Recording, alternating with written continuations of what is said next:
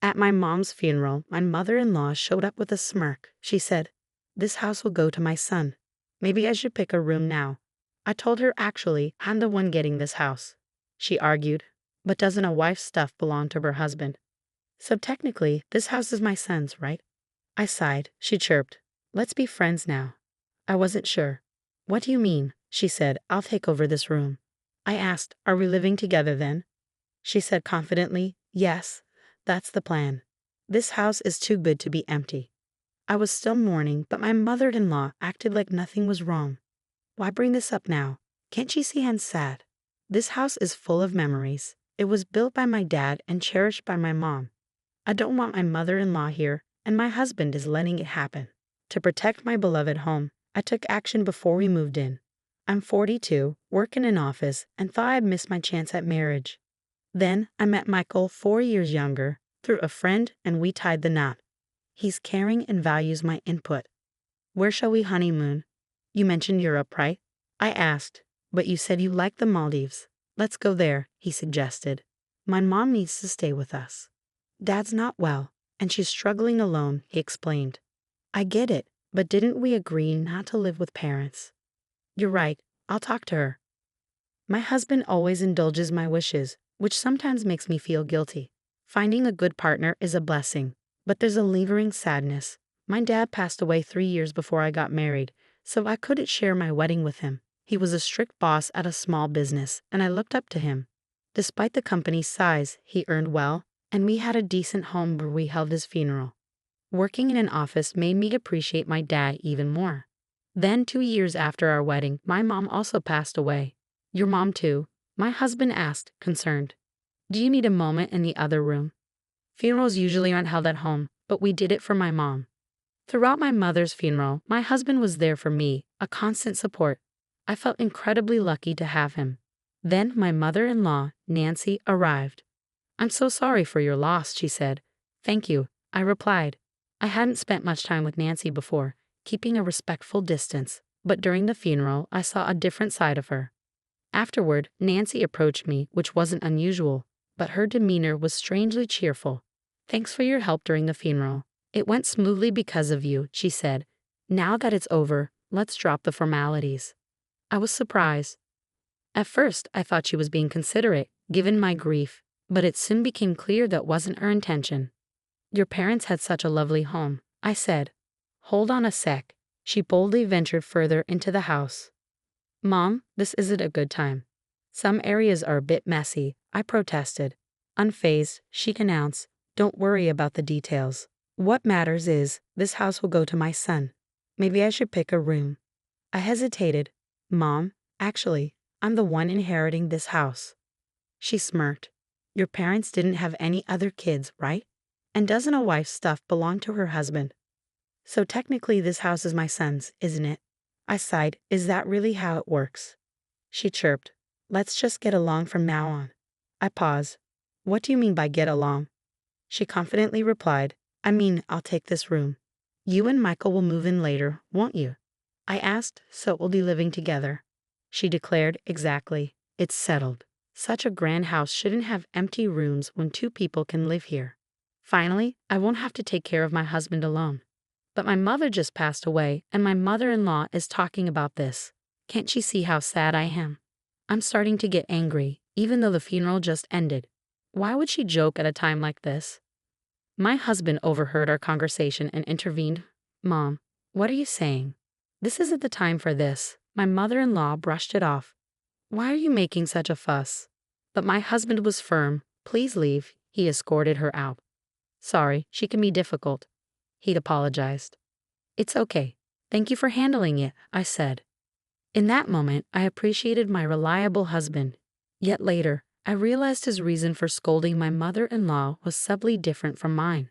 10 days after my mother's funeral, as things calmed down, we talked about my family home. Then my husband made an unexpected suggestion. "This apartment is cramped. Shouldn't we move to my parents' house?" I proposed. "You're right. With more stuff and maybe kids in the future, it's better than this tiny place," he agreed. "So we should start getting ready," he said, then added, "But there's something I want to discuss about the move." "What is it?" I asked. He hesitated. then said, "Considering the big house and empty rooms, I thought maybe my parents could move in with us." "Wait, you mean live together?" I was surprised. My husband is kind, but lately I've noticed something. While I thought he always valued my opinion, maybe he's just going along with things. Could he be too easily swayed? His suggestion about living with my mother-in-law, despite my objections, makes me wonder. He keeps bringing it up, putting my mother-in-law's wishes above mine. I've said it before. We're not living together. I remind him. But Mom won't let it go, he says. I argue. You stood up to her during the funeral. You defended me and said no to living together. Well, yeah, I was mad about her intrusion, but that doesn't mean I'm totally against it. I just didn't think it was the right time to decide, he explains. It's clear. He nods along and passes on my words, but he seems more inclined to agree with my mother-in-law. Plus, despite advocating for proper discussions, he keeps his distance and avoids making firm decisions. Maybe he thinks he's staying neutral, but people like him can be tricky. They convince themselves they're neutral and can make the right calls. It's frustrating. Anyway, I refused to live with someone who barged into my parents' house on the day of the funeral and suggested taking over a room. I've said it before, and I won't budge. Tell your mom that, I tell him. Why? It really bothers you, he responds. Fine, I'll tell her myself.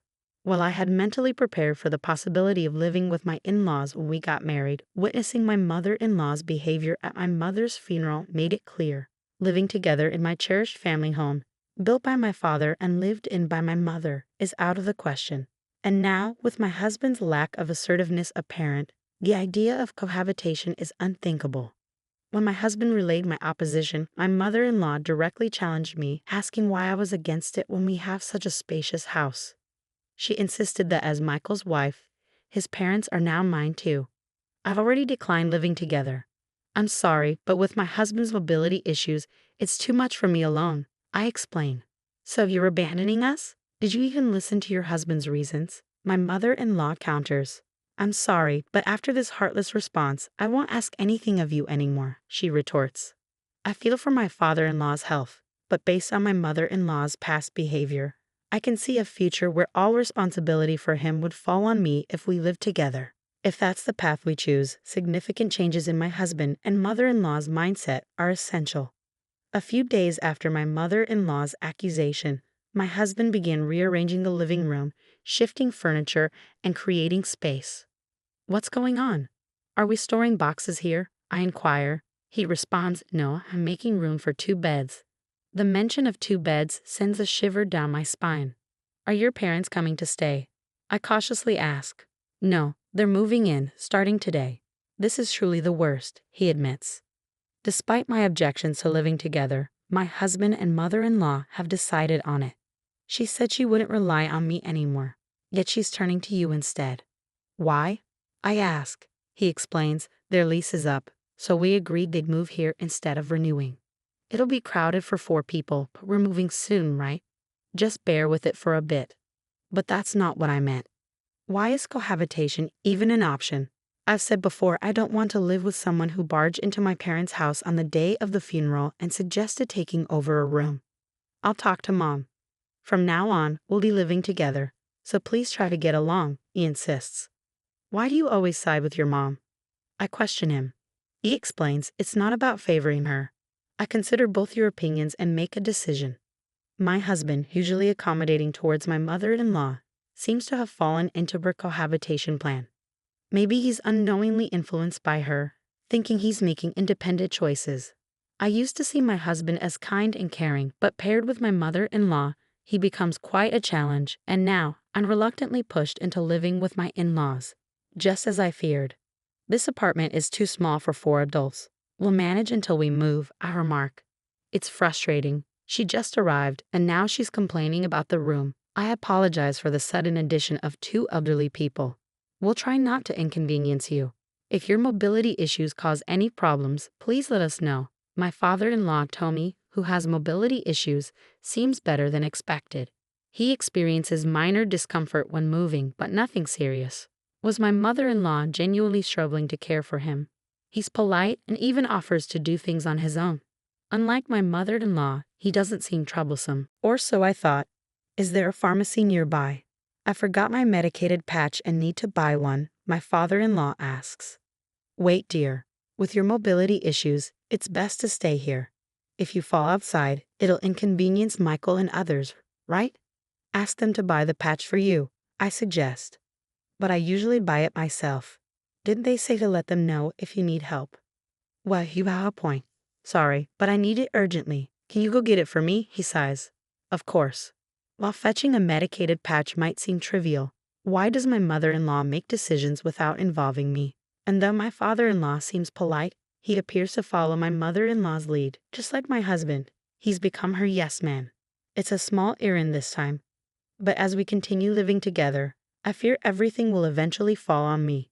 Can I let these people move into my parents' cherished home? It's not a laughing matter. If they move in, they'll tarnish the house. I must find a way to protect my parents' legacy. As my mother-in-law and father-in-law prepared to move into my parents' home, I decided to take preemptive action. My mother-in-law was in good spirits, eager about moving into a spacious house. Hey, can we borrow the key to your parents' house? We want to check out our rooms. I have some errands, so I'll give the key to Michael, she requests. Michael, can you drop us off before heading home? We want to visit the storage room where we left our stuff. We need to measure furniture sizes, she adds. Sure thing. I'll take the key, I reply. Despite my mother-in-law's cheerful demeanor, there were no conflicts between us, and about 10 days passed uneventfully. However, behind the scenes, my preparations were steadily progressing. Okay, everything's set for the move. Life in that house will start soon, I announced once my husband and in-laws finished their preparations. I have something to discuss, I said. What is it? Spit it out, my husband urged. Is it about our move celebration plans? My mother-in-law wondered. No, we're not moving there, I clarified. What? What do you mean? She exclaimed. I handed over a document. This is my application to renounce my inheritance, I said. Renounce your inheritance? That's a joke, right? My husband protested. It's no joke. Look, it's officially approved by the court, I insisted. That house means a lot to me. I couldn't bear to see you living there, so I've decided to let it go, keeping it as a cherished memory in my heart, I explained. What madness possessed you? You could have sold it for money even if you were giving it up. Why abandon it? My mother-in-law scolded. Even if I sold it, you'd just rely on the money. I thought it'd be clearer if I had nothing, I reasoned. We moved out of our old place for this move, you know. What's going on? How will you make it up to us? She retorted. I've always opposed living together, yet you forced it on me without proper discussion. So I had to take a stand. I stood firm. Upon hearing that I renounced my inheritance, both my husband and mother-in-law were stunned, their faces drained. They were speechless, their energy depleted. My father-in-law looked puzzled as he watched them. But I'm not backing down, Michael. I pressed on. I've been considering divorce. What do you think? Divorce? My husband stumbled over the word. Michael, you should divorce this absurd wife immediately, my mother-in-law chimed in. I had expected her immediate call for divorce. What I wanted to know was whether my husband could make his own decision at this crucial moment. If he yielded to my mother-in-law now, our future together would be even more challenging. Even being suddenly asked about divorce is troubling, Mom, my husband muttered. His response was pending, but my determination to go through with the divorce had solidified. Fine, divorce is the only option, my mother-in-law snapped. Michael, it's unavoidable. Your mom is adamant, my father-in-law intervened. Well, it seems you also want a divorce, and maybe that's for the best. Even in significant decisions, my husband and father-in-law remained yes-men to my mother-in-law. And now my husband's words made it seem like he was changing his mind for my sake. Very well, I declared. Let's proceed with the divorce. I'll move out with just the essentials. I spent the night at a budget hotel. The next day, I had urgent matters to attend to, so I took a half-day off work and went back to the courthouse. A few days later, my mother-in-law called me. What's this about the house becoming yours? She demanded. Why the sudden concern? Did you learn about it during the estate division process? I asked. Yes, that house is rightfully mine. You forged documents and deceived us, she accused. Why would I forge court documents? Those are genuine, I replied. Then why is the house going to you when you were supposed to renounce the inheritance? She pressed. After that, I withdrew the renunciation application. Renouncing an inheritance is complex. Once filed, it takes about a month to be accepted, during which it can be withdrawn. The documents I showed were from the application stage, not acceptance. I made you believe I had given up the house and mentioned divorce to see your reactions and plan my next steps. I hoped Michael would oppose divorce. But your mindset didn't change, I explained. So the house really becomes yours? Since it was acquired before the divorce, it's subject to property division, right? She inquired. In such cases, you two would split the proceeds from selling it. She tried to assert her claim. But I had prepared for this. If it were jointly acquired, it'd be shared property. But it's inherited, so it's exempt from division. Unfortunately, specific assets like this aren't eligible for division. I reiterated. Did you consult a lawyer when you found out the house would be mine? She asked. If Michael had paid off the house loan or covered renovation costs, those expenses might have been considered, but I assumed that didn't happen. I replied. What about the money Michael would get through property division? She pressed. We've only been married a short time, so there's not much. Maybe just the car, though it still has a loan on it. I explained.